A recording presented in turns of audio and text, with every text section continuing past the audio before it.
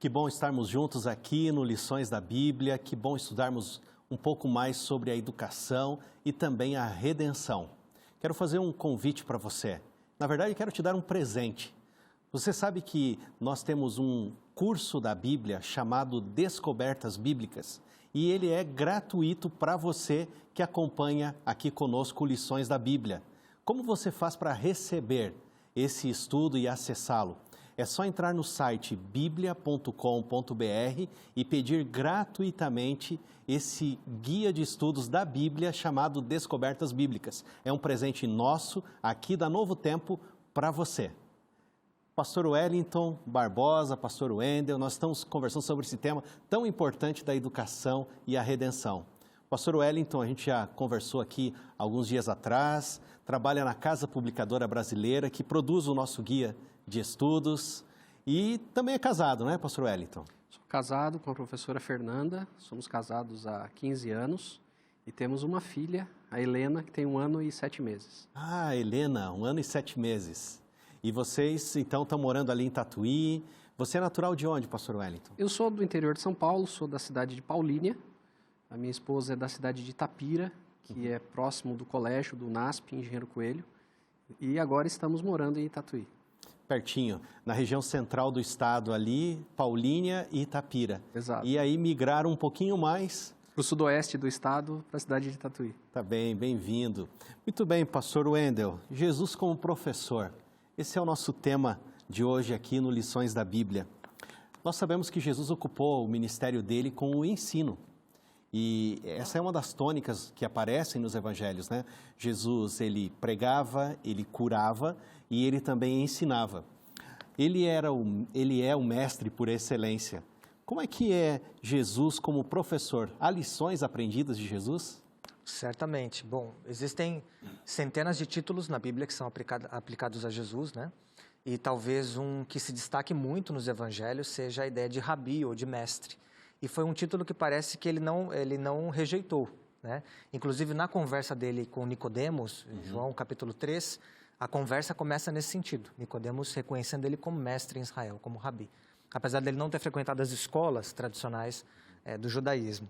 Mas certamente Jesus incorporou o método rabínico de estudo que é diferente do método hoje, como a gente até comentou nos blocos anteriores ou no episódio anterior.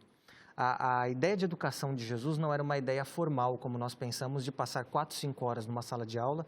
Agora, no contexto da pandemia, a gente não está podendo mais.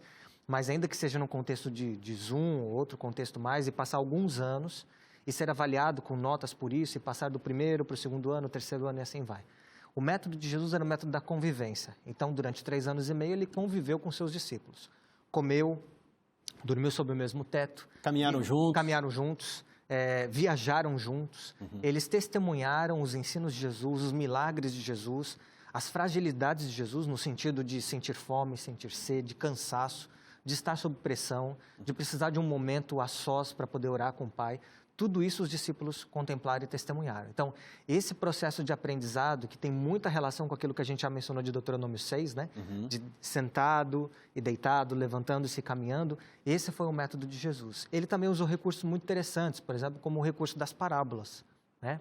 E o recurso das parábolas era pegar histórias que tinham relação com o cotidiano do seu auditório. Então, se ele estava no contexto agropastoril, fazia referência à colheita, fazia referência ao rebanho, ou se estava num contexto mais urbano, fazer referência a algum elemento da cidade. Sim, né? Até noticioso, né? Ele fala assim, olha, quem de vocês, quando vai construir uma torre, né, não se assenta primeiro para fazer os cálculos? Exatamente. Ele contextualizava, né, a mensagem, né? Exatamente. E dessa observação do cotidiano das pessoas, ele tirava lições espirituais, né? Então, era um processo que ia do desconhecido para o desconhecido. Daquilo que as pessoas enxergavam para elementos da espiritualidade que as pessoas não viam. Então, esse é um elemento talvez muito interessante para a gente observar em Jesus no seu método. Outra coisa que era muito comum também no contexto judaico era a questão de fazer perguntas. A gente vê várias vezes Jesus nos evangelhos sendo interrogado e ao invés de responder com uma resposta, vamos dizer assim, ele faz outra pergunta. Né? Esse é um processo interessante que ele usava. E às vezes umas perguntas bem diretas, né? Para os discípulos, inclusive, porque ele estava ensinando. Quem vocês dizem que eu sou? Exatamente. Essa questão das perguntas é interessante. Quem é o maior? Quem é o maior? Exatamente. Quem é o próximo? né? Então, Jesus usou muito essa questão da pergunta, que acho que é para gerar exatamente reflexão. E aí é um processo curioso para nós pensarmos, e depois, posteriormente, a educação adventista como filosofia, especialmente se baseando nos escritos de Ellen White, vai desenvolver bem isso, que é a questão de um pensamento crítico, né? Então, a educação não é para nós sermos só meros refletores de autores, de pensadores, mas a partir das ferramentas dessas pessoas que pensaram e pensaram bem antes de nós, a gente conseguimos pensarmos por nós mesmos, né? E tomarmos nossas decisões a partir dos dilemas com os quais a gente se depara no dia a dia. É muito interessante isso, não é, pastor Wellington? Olha, você precisa ser um ser pensante. A gente trabalhou agora há pouco a imagem de Deus. E Deus é um Deus que raciocina, organizado, hábil, um Deus de ordem. Criativo, né? Ele é o grande artista, né? Ele tem uma beleza e ele compartilhou conosco essa questão também. Quando a gente olha para Jesus como professor e as lições que ele usava, e até o pastor Wendel falou aqui, pastor Wellington, ele ia do conhecido para o desconhecido, né? Do micro para o macro, né? Para mexer com o pensamento. Esse também é o método que a gente deve usar hoje para estudar a Bíblia? Ou para ensinar a Bíblia melhor? Sem dúvida, nós nos beneficiamos quando nós partimos daquilo que as pessoas conhecem e ampliamos a compreensão a partir daquilo que a Bíblia nos apresenta.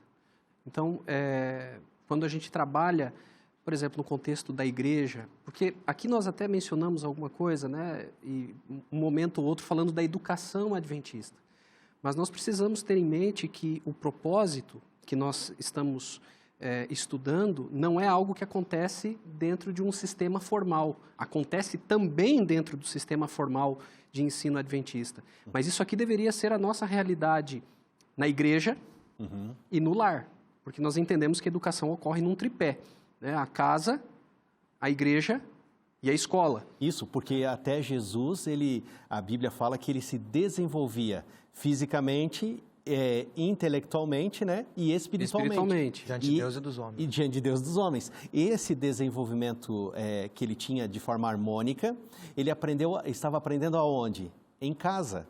Então, Maria, ali a mãe de Jesus, e José, eles passaram os valores, né, para o filho. E essa questão de desenvolvimento dentro de casa, na igreja que você estava falando, é muito importante. E isso deveria nos estimular. Às vezes... E a gente percebe que existe, por parte de algumas pessoas, a ideia de terceirização. Né? Então, eu vou terceirizar a educação do meu filho para a escola, ou eu vou terceirizar a educação do meu filho, a educação espiritual do meu filho para a igreja. Na verdade, deve haver uma integração. Então, em casa, o pai e a mãe, eles devem fazer uso dessas estratégias de Jesus, do diálogo, que está se perdendo. Né? Em muitas casas se perdeu o diálogo entre pais e filhos. A partir de uma experiência comum, extrair uma lição espiritual. Na igreja, nós trabalhamos juntos no Paraná, Ministério Jovem, Clube de Desbravadores. Alguns pais, eles delegam ao Ministério Jovem, ou ao Clube de Desbravadores, ou à classe de escola sabatina, a responsabilidade... Ou Ministério Infantil, né? A responsabilidade de educar os filhos, quando, na verdade, deve haver uma integração. Lá na igreja, deve-se pensar também numa estratégia que parta do conhecido para o desconhecido, da contextualização. Então, eu acho que o grande mérito de nós pensarmos uma lição de escola sabatina, um trimestre estudando esse tema, é nós aplicarmos esses conceitos para essas estruturas que estão sob nossa responsabilidade. Talvez nós estejamos falando para pessoas que nem tenham escola adventista na sua cidade, estejam longe de uma instituição adventista de ensino. Mas o que acontece na igreja? O que acontece dentro da minha casa? Nós temos condições de influenciar nesse processo e fazer com que a experiência que nós estamos estudando aqui possa ser a experiência das nossas crianças, dos nossos jovens, dos nossos juvenis. De modo que a escola possa ser uma extensão do lar e da igreja e vice-versa, né? De que essas esferas, esses espaços se complementem. Exatamente, um complemento, né? Então, a casa tem o complemento na igreja, a igreja e a casa na escola, e assim elas vão se sincronizando, né? Há uma sincronia. Olhando o nosso guia aqui, em segunda-feira, Jesus como professor, Jesus foi muito questionado como professor também. As pessoas, os mestres da época, porque a educação dele não foi formal. Só que a gente encontra ele no templo conversando com os doutores da lei. E eles queriam até absorvê-lo ali, veio estudar com a gente, você é uma pessoa diferenciada, você tem algo mais, ele era promissor. Mas eles questionaram ele quando começou o seu ministério, falando assim, com que autoridade você ensina? Com que autoridade? Qual que era a autoridade de Jesus? Olha, sem dúvida alguma, Jesus tinha autoridade na palavra, né? Isso é muito curioso, por exemplo, até a postura que ele assume no principal discurso dele, que é o Sermão da Montanha. A gente vai ter várias versões do Sermão da Montanha, mas estou pensando aqui na versão de Mateus, capítulo 5 até o capítulo 7, quando Jesus, no capítulo 5, a partir do verso 17, se não me engano, até o 48, ele vai fazer uma releitura do judaísmo, ou ele vai dar uma interpretação para o Antigo Testamento. Ele vai dizer assim, olha, ouvistes isso, eu, porém, vos digo. Né? Então, ele está se colocando como uma autoridade interpretativa, normativa. E de onde está partindo essa autoridade? Está partindo do conhecimento que ele tinha, evidentemente, das Escrituras, mas pelo fato dele ser o próprio autor das Escrituras. Sim, né? ele inspirou as Escrituras. Exatamente. Então, ele é aquele que entregou para Moisés no Monte Sinai a lei. Então, ele agora, como um segundo Moisés no Evangelho de Mateus, se senta na montanha e passa a ensinar, então, como viver, né, aquilo que havia sido revelado. Então, a autoridade de Jesus vem de seu conhecimento, mas vem, sobretudo, de quem ele é também. Né? E é curioso que as pessoas reconhecem isso no próprio fim do Sermão da Montanha, porque diz assim, olha, a gente já ouviu isso em muitos lugares, mas não com essa autoridade, né? Ele fala diferente dos demais mestres. Ninguém jamais falou como... Né? Exatamente, ninguém falou como ele. Como ele falou, a autoridade de Jesus é algo impressionante e muito bem lembrado, né? Ele inspirou as Escrituras. E agora há uma releitura, né? Porque, como a gente falou da imagem estar sendo nublada, os ensinos também ficaram nublados por causa da tradição, né? É isso que a gente consegue enxergar aqui através da palavra de Deus. E aí Jesus vem e fala assim, olha, não, ame o teu próximo como a ti mesmo. Qual o maior mandamento? E essas perguntas surgiam. E, na verdade, ao invés dele tornar mais fácil, como alguns acham, e fazer uma leitura superficial, ele torna a religião mais difícil, no sentido de que ele vai ao âmago dos mandamentos, né? Então, se alguém achava que o adultério, por exemplo, o sétimo mandamento tinha que ver com o divórcio, que era o que estava em discussão, ele joga isso para o nível do coração. Do perdão, né? Da dureza do coração. Dureza, e também, no caso do pecado adultério, da cobiça, né? No caso, por exemplo, do mandamento do não matarás, da questão do ódio, né? Da vingança. Sim. Então, Jesus aprofundou, ele tornou mais significativo ainda, né? Ele dá um significado, e isso é muito importante. Então, ele é um mestre por excelência.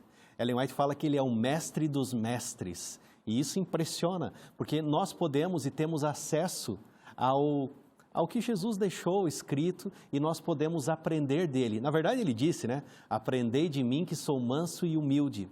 Eu achei interessante, pastor Wellington, que você falou sobre a terceirização da educação, e eu estava me lembrando de um documento que diz assim que os romanos e os gregos, eles terceirizavam a educação. Eles terceirizavam para um escravo, uma escrava que ensinasse os seus filhos. Agora, nós, cristãos, seguidores da Bíblia, nós não terceirizamos, nós participamos ativamente da educação. Isso é muito, muito forte para nós. Aqui na terça-feira, Moisés e os profetas. O nosso guia vai falar um pouquinho de Moisés e dos profetas. Como é que a gente pode desenvolver esse tema, pastor Wellington? Moisés é o autor dos 5 primeiros livros da Bíblia e também do livro de Jó. Aliás, cronologicamente, ele escreveu primeiro Jó, provavelmente, e depois, então, nós temos os demais livros da Bíblia. O que nós vemos nas Escrituras depois são desdobramentos do que nós encontramos nos 5 primeiros livros da Bíblia. As pessoas olham os 5 primeiros livros da Bíblia e entendem, ali está a lei, quando, na verdade, a Torá significa ensino, instrução. Então, por exemplo, nós estávamos falando aqui, o pastor Wendel lembrou do discurso de Jesus no Sermão da Montanha, né? Quando Jesus ele começa a esclarecer aquilo que está no Antigo Testamento, especialmente aquilo que está na Torá, aquilo que Moisés escreveu. Porque houve ao longo da história um processo em que foram se constituindo camadas de interpretação em cima daquilo que estava nas Escrituras. Quando a gente olha a Bíblia, nós vemos tudo que vem depois dos 5 primeiros livros da Bíblia tendo relação com esses livros. Então, eu até comentava alguma coisa contigo aqui. Por favor, eu acho que fica legal, é bom você falar para nós novamente. Nós temos Deus ele dá ordens para Moisés escrever. Então, nós temos no período de Moisés 5 ordens que Deus dá a ele para que ele escreva. E essas ordens, elas estão relacionadas com 2 pontos, basicamente. O primeiro, escrever conteúdo histórico, e o segundo, escrever conteúdo normativo ou ético. Então, o que nós vemos depois nas Escrituras? Nós vemos, a partir da Torá, nós vemos os livros históricos, que ecoam essa ordem que Deus deu a Moisés. Nós temos o livro de Atos, que é a versão, é a história, né? Nós temos os livros de sabedoria no Antigo Testamento, que refletem essa questão normativa e ética. Nós vemos essas mesmas questões normativas e éticas nas cartas do Novo Testamento. E nós temos, a partir do ofício de Moisés como profeta, né, nós temos também os livros proféticos do Antigo Testamento que vão ecoar também no livro do Apocalipse no Novo Testamento. E aí nós temos os evangelhos, que na verdade formam uma mescla disso tudo, porque Jesus ele tem o conteúdo histórico a partir dele, como aquele que divide a história. Nós temos os elementos normativos e éticos de Jesus, e nós temos os elementos proféticos, Jesus dando significado às profecias do Antigo Testamento e direcionando, né, aquilo que vem como profecia que se cumpre na primeira vinda de Jesus e direcionando para aquelas também que vão se cumprir na segunda vinda. Então, tudo aquilo que nós estudamos na Bíblia acaba ecoando os 5 primeiros livros das Escrituras. E Jesus ajuda a gente a entender isso daí. Por isso que essa ideia fragmentada, o Antigo Testamento não tem vigência, não, agora é só o Novo Testamento, ou só no Novo Testamento, não, o que importa são os evangelhos, as epístolas não tem sentido, ou não, no Antigo Testamento o que importa são os livros proféticos e as demais divisões, ela é uma ideia que não se sustenta a partir da intenção de Deus ao inspirar, por meio do Espírito Santo, a pessoa de Moisés a escrever o conteúdo do Pentateuco. E isso é muito válido para nós no estudo dessa semana. O texto principal é: toda a Escritura é inspirada por Deus. Amigos, toda a Escritura é inspirada por Deus. Nós voltamos já com lições da Bíblia.